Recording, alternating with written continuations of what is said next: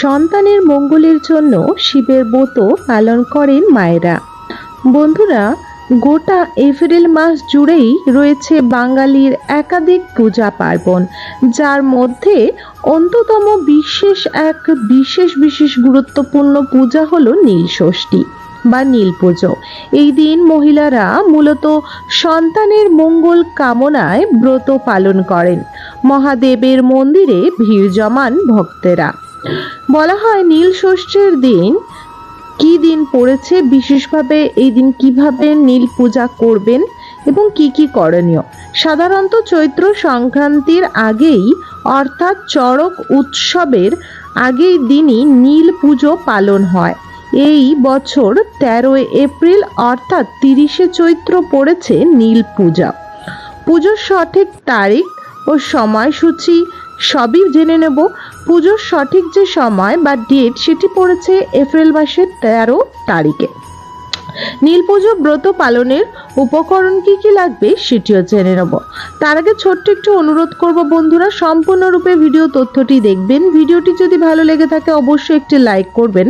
Comment বক্সে হর হর মহাদেব অবশ্যই লিখে যাবে নিজের সন্তানের মঙ্গল কামনায়, এবং অবশ্যই চ্যানেলটিকে সাবস্ক্রাইব করে রাখবেন আপকামিং পূজা পাঠ, তন্ত্রকথা, জ্যোতিষশাস্ত্র, বাস্তু টিপস, টোটকা উপায় দেখার জন্য। বলা হয় নীল ব্রত পালনের উপকরণ সামান্য কিছু। সন্তানের মঙ্গলের কামনার জন্য গঙ্গা মাটি বা শুদ্ধ মাটি দরকার হয়, এবং দরকার হয় বেলপাতা, গঙ্গা জল, দুধ, দই, ঘি, মধু, কলা, বেল কাঁটা ও মহাদেবের পছন্দ কোনো একটি বিশেষ ফুল। এই দিন কিন্তু বিশেষভাবে আমেরও প্রয়োগ করা হয়ে থাকে। নীল ষষ্ঠী যতক্ষণ না যায় কেউ কিন্তু আম মুখে তোলেন না।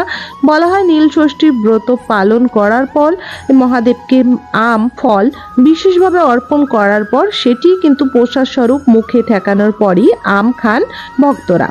ব্রত পালনের নিয়ম, নীল ষষ্ঠীর দিন বিশেষভাবে সারাদিনই উপোস করে সন্ধ্যাবেলায় শিবের মাথায় জল ঢালতে হয়। এরপর শিবের মাথায় বেলপাতা, ফুল ও একটি ফল ছুঁয়ে রাখতে হয়। এরপর বিশেষভাবে অপরাজিতার মালা পরিয়ে সন্তানের মঙ্গল কামনা করেন, এবং এই দিন মোমবাতি অবশ্যই জ্বালাতে হয় বিশেষভাবে সন্তানের বিশেষভাবে জীবনে সুখ, শান্তি, সমৃদ্ধি ও তাদের মঙ্গল কামনা বৃদ্ধিতে। মনে করা হয় যে এই নীল ষষ্ঠীর দিন অবশ্যই যদি অপরাজিতা ফুল ও নীল বিশেষভাবে মোমবাতি জ্বালানো হয়, এতে দেবাদিদেব বাবা মহাদেব অতি সন্তুষ্ট হয় এবং সন্তানের সুখ, শান্তি, সমৃদ্ধি বজায় রাখে। সন্তান সারা জীবন সুখে শান্তিতে থাকতে পারে। মনে করা জরুরি, উপবাস ভাঙার পর একটি ফল, সাবু ইত্যাদি ছাড়াও ময়দার তৈরি খাবার খেতে হয়, এমনকি সন্ধক লবণ দিয়ে খাবার খেতে হয়। মনে করা হয় ব্রত দিন উপবাস করে নিষ্ঠা করে কিছু নিয়ম মানলে ভক্তরা বিশেষ করে মনোযোগ বাড়ে এবং দেবাদিদেব বাবা মহাদেব অতি প্রসন্ন হয়। নীল ষষ্ঠীতে মূলত সন্তানের কামনায় অনেকেই উপবাস করে থাকেন মহিলারা। যাদের সন্তান নেই তারা চাইছেন সুন্দর সুস্থ একটি সন্তান, তারাও কিন্তু এই দিন সন্তানের জন্য দেবাদিদেব বাবা মহাদেবের কাছে উপবাস করে থাকেন। তবে শুধু বিবাহিত মহিলারাও নয়, অবিবাহিত মহিলারাও কিন্তু এই পূজা করে থাকেন। পুরুষ ও এই ব্রত পালনের বিশেষ নিষ্ঠা হলো দেবাদিদেব বাবা মহাদেব তার আশার মনোবাসনা পূর্ণ করে এবং বিবাহের পর তার বিশেষ সন্তান সুখ অতি তাড়াতাড়ি সে পায় এবং জীবনে সন্তানকে নিয়ে অতি প্রসন্ন ও সুখে বসবাস করেন তার সাংসারিক জীবনে। বলা হয় তারকেশ্বর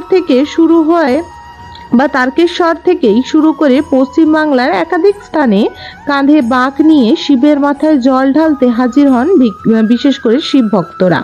কেন নীল ষষ্ঠীর ব্রত পালন করা হয় সেটি জেনে নেব। শিবের অপর নামই হলো নীলকণ্ঠ বা নীল।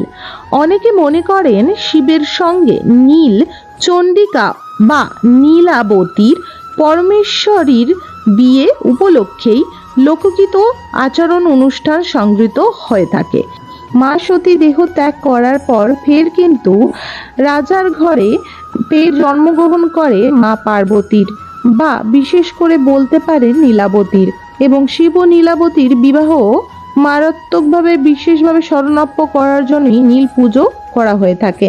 নীল ষষ্ঠীর সঙ্গে জড়িয়ে আছে আরও একটি লোককথা। পুরাণ কথা অনুসার এক বামুন ও বামনী ছিলেন, যাদের অতি ভক্তি করেন এবং বিশেষ করে নানা ব্রত পালন করতেন। তাদের কোনো সন্তান ছিলেন না, বেশি দিন, বিশেষ করে সন্তান হলেও বেশি দিন বাঁচতেন না। এই রকমভাবেই দিন কাটতে শুরু করে। দিন কাটানোর সময় একদিন কাশীর গঙ্গার ঘাটের উপর বসে দুইজনে মিলেই দুঃখের স্বরে কান্না করছিলেন। এই দেখেন মা ষষ্ঠী বুড়ি বামনী বেশে ধরে এসে তাদের জিজ্ঞাসা করেন, তোরা কাঁদছিস কেন? বিশেষ করে বলা হয় যে বামুনি তার দুঃখের কথা জানান মা ষষ্ঠীকে। মা ষষ্ঠী প্রশ্ন করেন, তোদের কি নীল ষষ্ঠী করেছিস? বামনী উত্তর দেয় যে সে কি মা, ওই ব্রত তো আমি জানি না। মা তখন তাদের বলেন, সমস্ত চৈত্র মাসে সন্ন্যাস করে শিব পূজা করলে তাদের সংক্রান্ত, বিশেষ করে তারপর যে সংক্রান্তি আসার আগের দিন উপবাস করে যদি বিশেষভাবে নীল পূজা করতে পারে, নীলকণ্ঠ শিবের ঘরে বাতি জ্বালিয়ে দিতে পারিস, তাহলে মা ষষ্ঠীর প্রার্থনা স্বীকার করে এবং বিশেষ করে দেবাদিদেব বাবা মহাদেব ও মা ষষ্ঠীর আশীর্বাদে সেই ঘরে কিন্তু সন্তান জন্মগ্রহণ করে। মা ষষ্ঠীর প্রার্থনা করে তবে জল খাবে বলেই মনে করা হয় এবং এই দিন পূজার পরে দেবাদিদেবের সাথে মা ষষ্ঠীকে নমস্কার করে জল খেতে হয়। নীল ষষ্ঠী করে তাদের ঘরে ছেলে মেয়ে কখনোই অল্প বয়সে মরে না এবং কখনোই তাদের কোনো রকম দুর্ঘটনা হয় না। তাই কথা শুনে বামনী পুনরায় এই পূজা করেন এবং তাদের সন্তান হয় এবং তাদের সন্তান সুস্থভাবে বেঁচে থাকে। এইভাবেই শুরু হয়েছিল নীল পুজো। বন্ধুরা, আশা করি আজকের ভিডিও তথ্য আপনারা জানতে পেরেছেন।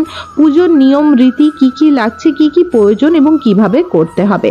যদি আপনারা ভিডিওটি ভালো লেগে থাকে অবশ্যই লাইক করে কমেন্ট বক্সে হর হর মহাদেব অবশ্যই লিখে দেবেন। অবশ্যই চ্যানেলটিকে সাবস্ক্রাইব করে রাখবেন আপকামিং পূজা পাঠ, তন্ত্রকথা, জ্যোতিষশাস্ত্র, বাস্তু টিপস, টোটকা উপায় দেখার জন্য। হরে কৃষ্ণ, রাধে রাধে, জয় বাবা দেবাদেব মহাদেবের জয়।